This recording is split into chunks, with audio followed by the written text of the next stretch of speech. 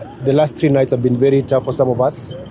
We didn't go home. We spent our night in different places, and it wasn't nice because you can't move outside the corridor. You're actually in home prison. It was like a house prison. And we came today to the police to avail ourselves because they were almost kidnapping on Friday. But since now we're free and we're free to go home, we're asking the IG Kome to obey the law and to give us protection tomorrow. Tomorrow people are going to the streets. Whether he likes it or not, people must reject the finance bill. That's the message. I know the president is demanding that, not demanding rather, excuse me, the president has said he wants dialogue. And it's true, Kenyans want dialogue. And the dialogue is very simple. Reject the finance bill. That's our dialogue. We're going to parliament to say reject the entire finance bill.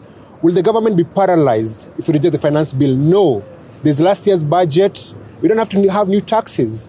What Kenyans have a problem with is budgeted corruption.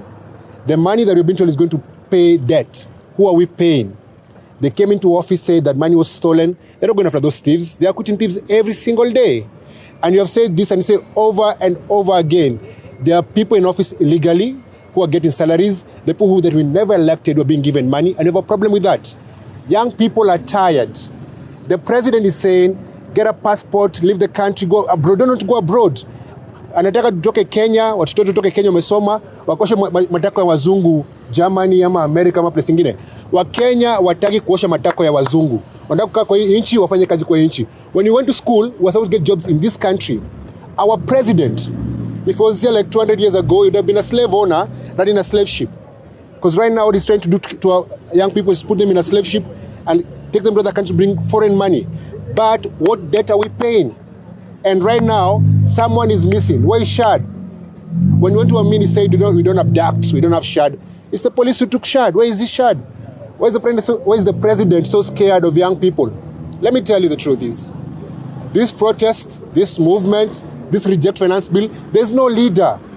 There's no one person. There's no one being paid. Those guys on the streets yesterday, the other day, last week, no one was paid. Today, the government had a paid protest. They couldn't even get 500 people to pay. Hata vijana wenyewe wangeenda kulipwa wahongo wapande kwa barabara. Walikataa. Because people are saying, we can see the wastage in this government. We can see the opulence in this government. We can see the money is going in this government. And that money is all going into people, Kenyans' pockets. It's going to few individuals. So, our message is very simple. Whether we are going to be beaten, arrested, or even killed, we shall resist and we're going to reject the finance bill. Tomorrow is a holiday in this country. If you're not going to protest, kaa nyumbani. But you're going to occupy the entire country.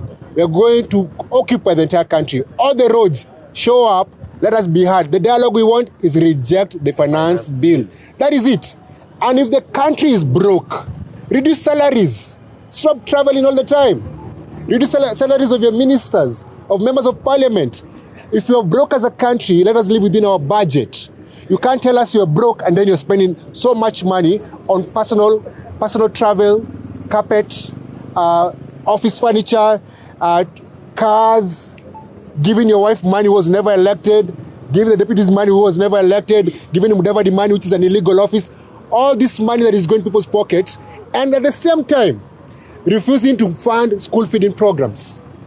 The president is a hypocrite, the president is a liar, and is a lying coward.